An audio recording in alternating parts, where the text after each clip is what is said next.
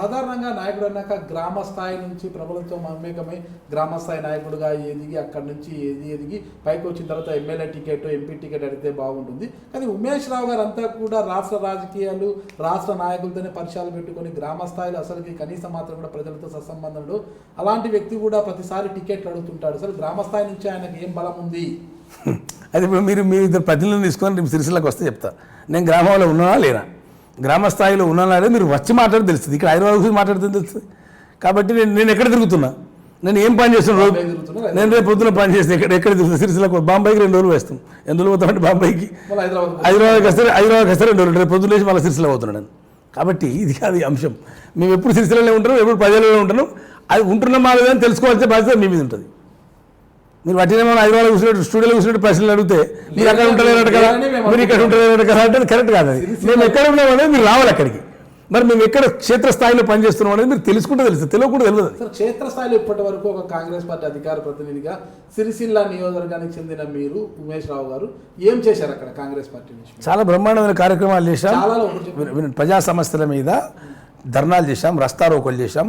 TRS party యొక్క అవినీతి అక్రమాలను ఆధారాలతో సహా తీసుకొచ్చి వాళ్ళకి ఓపెన్ ఛాలెంజ్ చేసి, నేను విజువల్స్ చూపెడతాను, వీడియోస్ చూపెడతాను మీకు. నేను మాట్లాడడం కాదు, ఓపెన్ ఛాలెంజ్ చేసి అరెస్ట్లు అయ్యాం, పోలీస్ స్టేషన్లో ఉన్నాం, విన్నారా? అవన్నీ ఉద్యమాలు చేశాం, జనంకు ప్రజా వ్యతిరేక విధంగా ర్యాలీలు చేశాం. అవన్నీ విజువల్స్ ఇస్తాగా మీకు, అన్ని వీడియోలు చూపెడతాం కదా, బట్టి మాట్లాడడం కాదు కదా. నేను నిరంతరం ప్రజా సమస్యల కోసమే ఆడ ఉన్నాం. ఇసుక దందా చేసినప్పుడు కూడా, ఇసుక వ్యవహారంలో కూడా, నేరాల బాధితులకు సంబంధించిన విషయంలో కూడా నేను పర్సనల్గా, అప్పుడు నేను అసలు కాంగ్రెస్ పార్టీ మేమే ముందు రెస్పాండ్, నేను పర్సనల్గా ఇల్లు తిరిగి ఆడ ఎవరు పోయలేని పరిస్థితులు ఉంటే నా సొంత పైసలు ₹1,00,000 ఇచ్చిన వాళ్ళకి, నేను ఇంటికి ₹10,000 ఇచ్చేసిన సొంత పైసలు ఇచ్చిన తర్వాత మా జాతీయ నాయకత్వం కూడా వచ్చింది, రాష్ట్ర నాయకత్వం వచ్చింది. మేము మళ్ళీ డబ్బులు ఇచ్చాం, మేము వీలైనంత సహాయం నేరాల బాధితులకు చేశాం. వాళ్ళ పక్షాన నిలబడి పోరాటం చేసాం. ఉత్తమ్ కుమార్ రెడ్డి గారు వచ్చారు, మీరా కుమార్ గారు వచ్చారు, మా రాష్ట్ర నాయకత్వం అంతా వచ్చింది. హనుమంతరావు గారు, మా విఎన్ మంత్రావు గారు కూడా పాపం, మా విఎన్ మంత్రావు గారు వినండి, మా విఎన్ మంత్రావు గారు రాష్ట్ర సీనియర్ నాయకులు నిన్న వాళ్ళకు డబ్బులు ఇచ్చి వాళ్ళు ఓదార్చి వాళ్ళతో కూర్చుని భోజనం చేసి వచ్చిందండి, సహపంక్తి భోజనం. కాంగ్రెస్ పార్టీ తీసుకున్న చర్య ఎవరు తీసుకోలేదండి. నేరాల బాధితుల విషయంలో మేము కోర్టులలో కూడా కేసులు వేసి కొట్లాడినాం. నిన్న మాకు ఓన్లీ కాంగ్రెస్ పార్టీ కొట్లాడింది, అక్కడ మేమే కొట్లాడినాం. మా పీసీ పండి గారు కూడా వచ్చారు, మీరా కుమార్ గారు కూడా వచ్చారు, హనుమంతరావు గారు 4-5 సార్లు వచ్చారు. బాబు ఆయన నేరాల బాధితులకు చాలా బాధపడ్డాడు. ఎస్పీ పోలీసులతో మాట్లాడాడు, అధికారులతో మాట్లాడి ఇంత అన్యాయం చేస్తే ఎట్లా.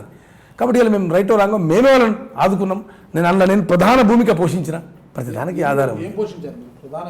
నేను ఆ రోజు ముందు మీకు నేను విజువల్స్ ఇస్తానండి, నేను మాట్లాడడం కరెక్ట్గా మొత్తం ఇప్పుడు కావాలంటే ఇప్పుడు ఇచ్చేస్తాను, మీరు ప్లే చేయగలుగుతారా?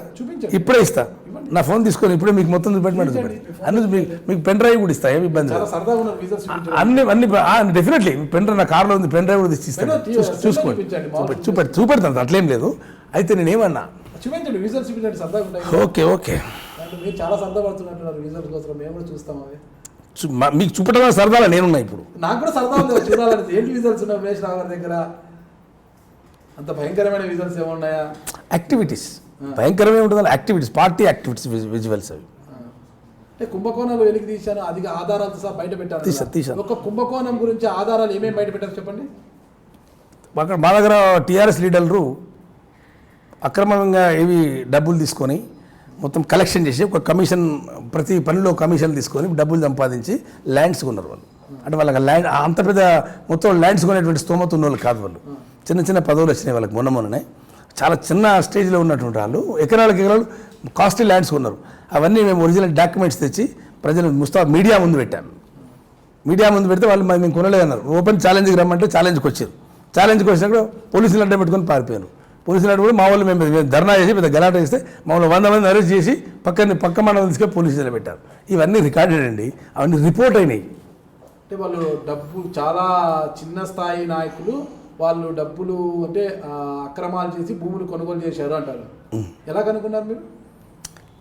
జనరల్గా తెలిస్తే కదా, పక్క ల్యాండ్ కొంటే మేము బాధతో డాక్యుమెంట్ ఎవిడెన్స్ తీసుకొచ్చినాం, రిజిస్ట్రేషన్ ఆఫీస్లో పోయి తీసుకొని వచ్చినాం సర్టిఫికేట్స్ అన్ని. చిన్న స్థాయి లీడర్లు భూములు కొనకూడదు అనే రూల్ ఉందా? కొనుక్కోవచ్చు, చట్టబద్ధంగా కొనవచ్చు. డబ్బు లెక్కించాల్సి వచ్చింది దానికి ఉంటుంది, లెక్క పద్ధతి ఉంటుంది కదా. మీరు కమిషన్లు తీసుకుంటున్నది ఓపెన్ గానే పడుతుంది, మీకు కౌంటర్లు పెట్టి ప్రతి పనిలో పర్సెంటేజ్ తీసుకుంటున్నారు. ప్రతి దానిలో మీరు డబ్బులు తీసుకు బక్క చిక్కిన నాయకులని మీరు ఆధార సభ బయట పెట్టినారు, పెద్ద పెద్ద నాయకులు తప్పులు చేస్తుంటే వాళ్ళు ఎందుకు ఆధార సభ బయట పెట్టలేకపోతున్నారు? మాకు ఆధారాలు ఉంటే ఎవరినైనా బయట పెడతామండి. మరి ఆధారాలు దొరకాలి. మీ దగ్గర ఆధారాలు ఎందుకు బయట పెట్టలేకపోతున్నారు? వినండి, మాకు ఆధారాలు దొరికితే డెఫినెట్ అందరి గురించి మాట్లాడతాం. మీ దగ్గర ఆధారాలు ఉంటే ఇప్పుడే మాట్లాడతాం. బక్క చిక్కిన నాయకులకు సంబంధించి అవినీతి పక్క చిక్కిన వాళ్ళు ఏం కాదండి వాళ్ళు. వినండి వినండి డబ్బులు లేవు. వినండి సార్, తొందరపడతారు. టీఆర్ఎస్ పార్టీలో వాళ్ళు చాలా రోజులు పనిచేసుకుంటూ చిన్న స్థాయి నుండి వచ్చినటువంటి వాళ్ళు కౌంటర్లు పెట్టి కమిషన్లు తీసుకుంటున్నారు. ఓపెన్ కౌంటర్ పెట్టి కమిషన్లు తీసుకుంటారు. కమిషన్లు తీసుకొని ఆస్తులు కొంటున్నారు. ఆ కమిషన్ల పైసలే ఈ ఆస్తులు అని చెప్పి ప్రజల ముందు పెట్టినాం మేము. అది మేము చెప్పేది. అది వాడు బక్క చిక్కిండా బాగా బలిసిపోయింది అనే అంశం కాదు అక్కడ. టీఆర్ఎస్ లీడరా కాదా వాడు? టీఆర్ఎస్ లీడర్ అక్రమాలు చేసిండా లేదా? దానికి ఎవిడెన్స్ కావాలి. ఆ ఎవిడెన్స్లే మేము తెచ్చినాం. మీరు చూస్తున్నారు ఐ డ్రీమ్ న్యూస్ని. మీరు చూస్తున్నది ఐ డ్రీమ్ న్యూస్. అంటే కళలని నిజం చేస్తూ ప్రజలకి నిజాలని కళల ద్వారా తీసుకొచ్చే ఐ డ్రీమ్కి మై బెస్ట్ విషెస్. మీరు చూస్తున్నది ఐ డ్రీమ్ న్యూస్. మీరు చూస్తున్నారు I dream channel. For more videos, please subscribe iDream. మరిన్ని వీడియోల కోసం ఐ డ్రీమ్ని సబ్స్క్రైబ్ చేయండి. Please subscribe I dream. And I am very much satisfied with the way interview went on.